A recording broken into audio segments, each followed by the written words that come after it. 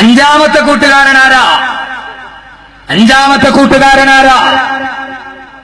അല്ലാഹുവിന്റെ ഖുർആൻ പറഞ്ഞു, സുഹദാ, ഷഹീദുകളെ കൂട്ടുകാരാക്കണം. അല്ലാഹുവിന്റെ ദീനിനു വേണ്ടി ഷഹീദായ കൂട്ടുകാർ, അല്ലാഹുവിന്റെ ദീനിനു വേണ്ടി രക്തം ചിന്തിയവർ, അല്ലാഹുവിന്റെ ദീനിനു വേണ്ടി കൈകാലുകൾ വെട്ടിമുറിക്കപ്പെട്ടവർ, ഹംസത്തുൽ കർറാർ റളിയല്ലാഹു അൻഹുവിനെ പോലെ, ജഅഫർ ഇബ്നു അബീ താലിബിനെ പോലെ, സഅദ് ഇബ്നു അബീ വഖാസിനെ പോലെ, മിസ്അബ് ഇബ്നു ഉമൈറിനെ പോലെ, സഈദ് ഇബ്നു ആമിറിനെ പോലെ, അമ്മയെ പോലെ മണവാട്ടിയുടെ അടുക്കൽ നിന്ന് ആദ്യത്തെ മണിയറയുടെ രാത്രിയിൽ കിടക്കുമ്പോ, മണിയറ രാത്രിയിലേക്ക് മണവാട്ടി കടന്നു വന്നു. മണിയറ രാത്രിയിൽ മണവാട്ടിയോട് കെട്ടിപ്പിടിച്ച് കിടക്കുമ്പോ ആ സമയത്താണ് ഉഹദിൽ നിന്ന് സഹാബത്തിന്റെ വിളി കേൾക്കുക. മണിയറയിൽ നിന്ന് ചാടി എഴുന്നേറ്റിട്ട് മണവാട്ടിയുടെ കയ്യിൽ നിന്ന് വാളും പിടിച്ച് ഉഹദിന്റെ രണാങ്കണത്തിൽ പോയി വെട്ടികളേറ്റും ഷഹീദായി പോയ അംലലാ റളിയല്ലാഹു അൻഹുവിനെ പോലെ മണിയറയുടെ രാജകുമാരൻ മണവാട്ടിയുടെ അടുക്കൽ നിന്ന് സ്വർഗത്തിലെ മണിയറയിലോട്ട് കടന്നുപോയ പൊന്നു ചെറുപ്പക്കാരെ, സ്വർഗം വേണമെന്ന് തീരുമാനിച്ച പിന്നെ മണവാട്ടി പ്രശ്നമല്ല, ഭാര്യ പ്രശ്നമല്ല, കുടുംബം പ്രശ്നമല്ല. അല്ലാഹുവിന്റെ ദീനിനു വേണ്ടി വെട്ടിമരിച്ച സഹാബാക്കൾ, ബദരീങ്ങളായ സഹാബത്ത്, റിദ്വാനു റബ്ബി അൻകുമു യാ അഹ്ല ബദരിൻ മിൻകുമു നർജൂ നജാതൻ തുക്റമു കൂനൂ ലനാ യാഹൂദനാ കൂനൂ ലനാ യാഹൂദനാ. അല്ലാഹുവിന്റെ ദീനിനു വേണ്ടി ഷഹീദായ ബദരീങ്ങള്, ഉഹദിൽ പങ്കെടുത്ത സഹാബത്തിനെ, സഹോദരങ്ങളെ കൂട്ടുകാരാക്കണം. എന്തിനാ ഷഹീദ് പറയുമ്പോ ബദർ പറയുന്നത് എന്തിനാ? ഉഹദ് പറയുന്നത് എന്തിനാ? എന്തിനാ ഹംസയെ കുറിച്ച്, എന്തിനാ ജഅഫറിനെ കുറിച്ച്, എന്തിനാ അബ്ദുല്ലാഹ് ഇബ്നു റവാഹയെ കുറിച്ച് പറയുക? എന്റെ ശബ്ദം കേൾക്കുന്ന കാസർഗോഡ് ചെറുപ്പക്കാരാ, ഒരു ഷഹീദ് ജീവിച്ചു മരിച്ചു പോയില്ലേ നമ്മുടെ നാട്ടില്? മലപ്പുറം ജില്ലയിലെ എടവണ്ണപ്പാറയിൽ ഷഹീദ് യാസർ മരിച്ചു പോയില്ലേ? ആരാ ഷഹീദ് യാസർ എന്നറിയോ? 40 വയസ്സ് വരെ ഹൈന്ദവ സഹോദരനായി ജീവിച്ചു. 40ാമത്തെ വയസ്സിൽ ഇസ്ലാമിലോട്ട് കടന്നു വന്ന ചെറുപ്പക്കാരന്, 41ാമത്തെ വയസ്സിൽ ഇസ്ലാമിലോട്ട് വന്നു. 43ാമത്തെ വയസ്സിൽ ഷഹീദായി. 3 വർഷമേ മുസ്ലിമായി ജീവിച്ചിട്ടുള്ളൂ. സഹോദരങ്ങളെ, അദ്ദേഹത്തിന്റെ ഭാര്യ ഹൈന്ദവ സഹോദരി, മക്കളും അതേ രീതിയിൽ 40ാമത്തെ വയസ്സിൽ കുടുംബത്തോടെ ഇസ്ലാം സ്വീകരിച്ചു. ആ പാവപ്പെട്ട മനുഷ്യൻ യാസർ എന്ന പേര് സ്വീകരിച്ചു, ഭാര്യ സുമയ്യ എന്ന പേര് സ്വീകരിച്ചു, മകൻ അൻമാർ എന്ന പേര് സ്വീകരിച്ചു. ഇസ്ലാമിന് വേണ്ടി ഷഹീദായ ആദ്യത്തെ കുടുംബത്തിന്റെ പേര്. പാതിരാ സമയത്ത് എഴുന്നേറ്റിരുന്ന് അള്ളാന്റെ മുമ്പിൽ തഹജ്ജുദ് നിസ്കരിക്കുമ്പോ കൊതിക്കണം ചെറുപ്പക്കാരാ, കൊതിച്ചുകൊള്ളുക. മുസ്ലിമായിട്ട് 3 വർഷമേ ആയിട്ടുള്ളൂ. പാതിരാ സമയത്ത് സുബഹി നിസ്കാരിക്കാനല്ല, പാതിരാ സമയത്ത് തന്റെ ചെറ്റക്കുടലില് മുസല്ല നിസ്കരിച്ചിട്ട് ആ മുസല്ലയിൽ തഹജ്ജുദ് നിസ്കരിക്കുകയാ. വലതു ഭാഗത്ത് ഭാര്യ സുമയ്യുണ്ട്, ഇടതു ഭാഗത്ത് മക്കളുണ്ട്. ആ സമയത്ത് അവസാന സുജൂദ് കഴിഞ്ഞ് ദുആ ചെയ്യുമ്പോ അതാ എടവണ്ണപ്പാറ പള്ളിയിൽ സുബഹിന്റെ ബാങ്ക് മുഴങ്ങി. സുബഹി നിസ്കരിക്കാൻ വേണ്ടി ഇറങ്ങുമ്പോ പ്രിയപ്പെട്ട ഭാര്യ കയ്യിൽ പിടിച്ചിട്ട് പറഞ്ഞു, ഭർത്താവേ പോകല്ലേ, ഇന്നലെ രാത്രി ഞാനൊരു ദുസ്വപ്നം കണ്ടു, ഇന്നലെ രാത്രി ഞാനൊരു പേക്കിനാവ് കണ്ടു, ഇന്നലെ രാത്രിയിൽ ഞാനൊരു പേക്കിനാവ് കണ്ടു, നിങ്ങളെ ആരൊക്കെയോ കൊല്ലുന്നതായി സ്വപ്നം കണ്ടു, അതുകൊണ്ട് പള്ളിയിൽ പോകണ്ട, എനിക്ക് വല്ലാത്ത പേടിയാണ്, എന്നെ വിധവയാക്കല്ലേ, എന്റെ മക്കൾ അനാഥകളാക്കല്ലേ, ഇന്ന് പോകണ്ട, നമുക്ക് വീട്ടിൽ നിസ്കരിക്കാം സുബഹി നിസ്കാരം. പക്ഷേ പൊന്നു ചെറുപ്പക്കാരാ, ഈ യാസർ എന്ത് പറഞ്ഞെന്നറിയോ? പാതിരാ സമയത്ത് തന്റെ കൈ പിടിച്ചു കളയുന്ന ഭാര്യയോട്, അവളോട് പറഞ്ഞു, ഷഹീദ് യാസറെ, പൊന്നുമോളെ സുമയ്യ, നീ എന്നെ തടയുന്നതെന്തിനാ? കൈവിടുമോളെ, കൈവിടുമോളെ, ഞാനെങ്ങാനെ ഷഹീദായ നാളെ പരലോകത്ത് ചെല്ലുമ്പോ അല്ലാഹു ഒരു ഷഹീദിന് 70 പേരെ സ്വർഗത്തിലേക്ക് ശുപാർശ ചെയ്യാൻ അനുവാദം കൊടുക്കുമല്ലോ. നാളെ പരലോകത്ത് 70 പേരെ സ്വർഗത്തിലോട്ട് ശുപാർശ ചെയ്യാനുള്ള അനുവാദം കൊടുത്താൽ എനിക്കല്ലാ സൗഭാഗ്യം തന്ന പൊന്നുമോളെ സുമയ്യ, ആദ്യം ഞാൻ ശുപാർശ ചെയ്യുന്നത് നിന്നെ ആയിരിക്കും മോളെ.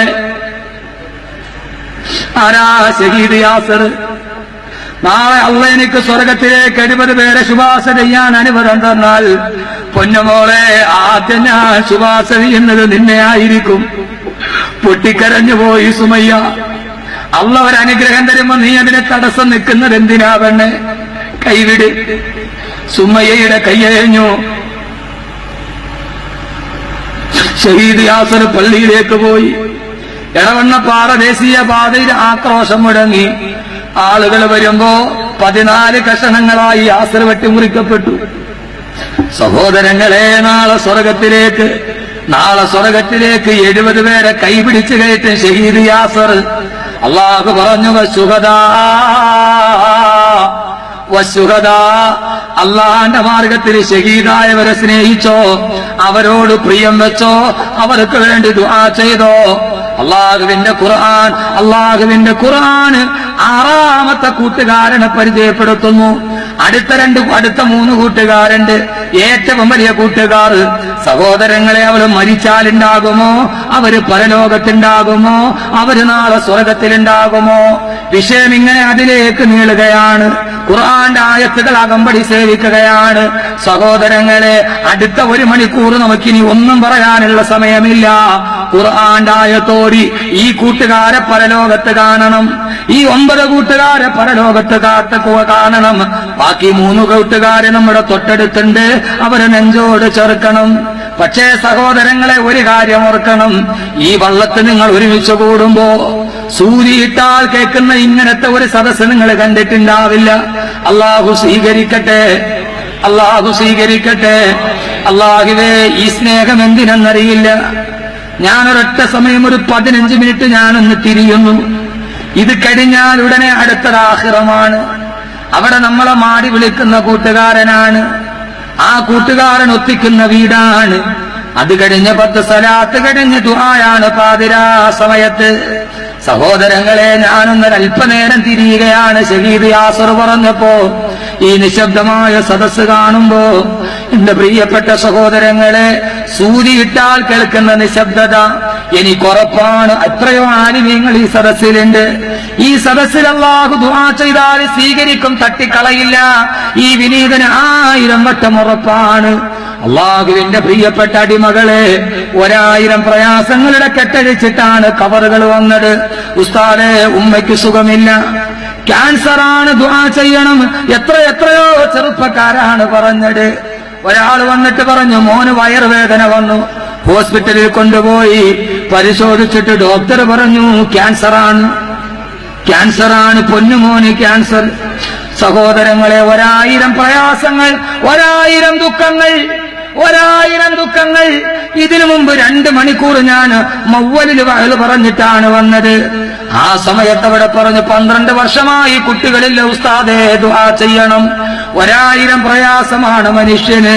ജീവിതത്തിൽ തളർന്നു പോകുമ്പോഴും എന്റെ അടുക്കൽ വന്ന് മോളുടെ ഭാവി അപകടത്തിലാണ്, ദുആ ചെയ്യണമെന്ന് പറഞ്ഞ പൊട്ടിക്കരഞ്ഞ 1000കണക്കിന് ആളുകൾ.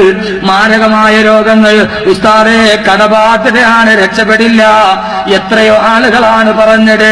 സഹോദരങ്ങളെ, ഈ വാക്കുകളും ഈ സലാത്തും വിശ്വാസമുണ്ടെങ്കിൽ, മനസ്സ് നന്നായിട്ട് സ്വർഗത്തിലേക്ക് തിരിച്ചു വെക്കുന്നുവെങ്കിൽ, നെടുമങ്ങാടടുത്ത് ഞാൻ പറയുന്നു, അള്ളാഹുവിന്റെ വിശുദ്ധമായ ഖുർആനും അള്ളാഹു അഹമ്മദ് കബീറിന് നൽകിയ ഏറ്റവും വലിയ അനുഗ്രഹം ഏതെന്ന് ചോദിച്ചാൽ 1000 വട്ടം ഞാൻ പറയും, അവന്റെ ഖുർആൻ മനഃപ്പാഠമായി ഒരു ഹാഫിളാവാൻ അവസരം തന്നതാണ്.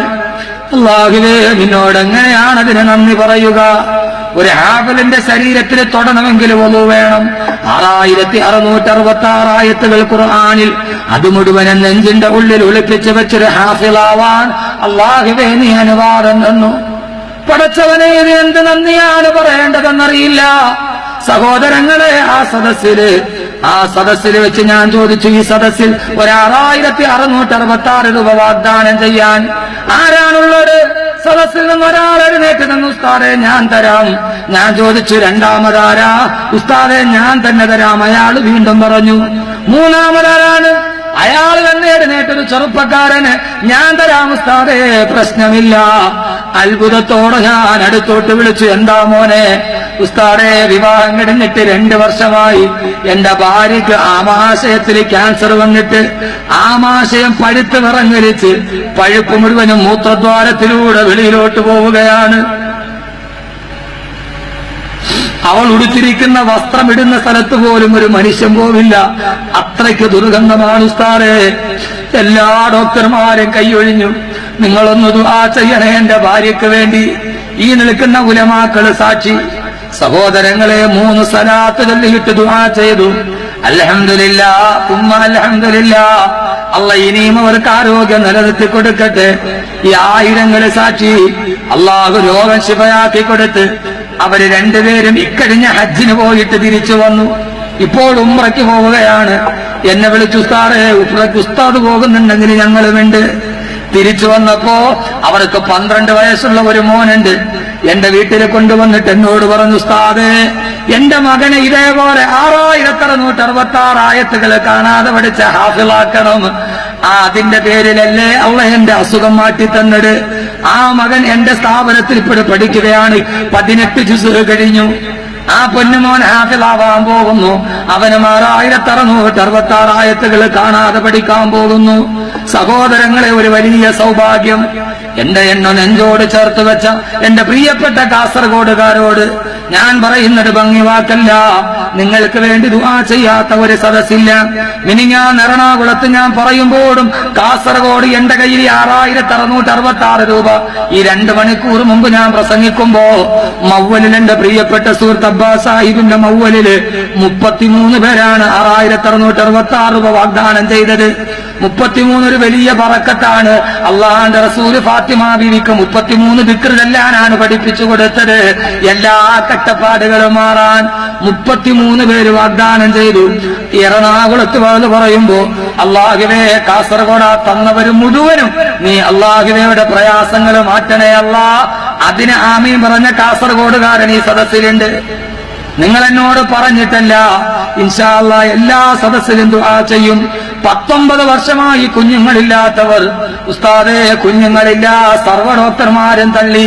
ഞാൻ പറഞ്ഞു, നിർത്ത്, ഗുളികകളെല്ലാം നിർത്ത്. 6666 രൂപ അള്ളാഹുവിന്റെ ദീനിന് വേണ്ടി, അവന്റെ പൊരുത്തത്തിന് വേണ്ടി സംഭാവന ചെയ്യേ. എന്നിട്ടൊരു ദിക്ർ ഞാൻ പറഞ്ഞു കൊടുത്തു.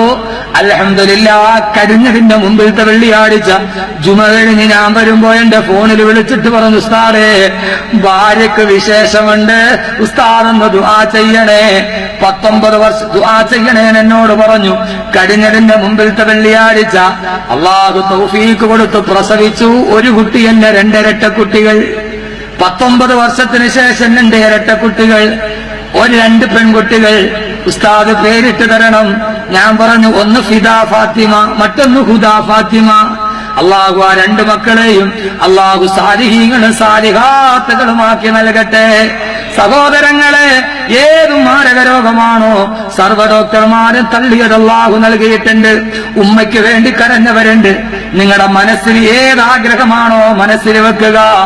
എന്നിട്ട് ഈ പാവപ്പെട്ട ചെറുപ്പക്കാർ, നിങ്ങൾ കൊടുക്കുന്ന പൈസ പാവങ്ങളുടെ ഒരു നേരത്തെ ഭക്ഷണത്തിന്, വിഷം നൊട്ടിയവന്റെ ഒരു നേരത്തെ മരുന്നിന്, ഒരു പാവപ്പെട്ട പെണ്ണിന്റെ ജീവിതത്തിന്, അള്ളാഹ് ഏറ്റവും ഇഷ്ടപ്പെട്ടെടുത്തേക്ക് നമുക്ക് മാറ്റപ്പെടും.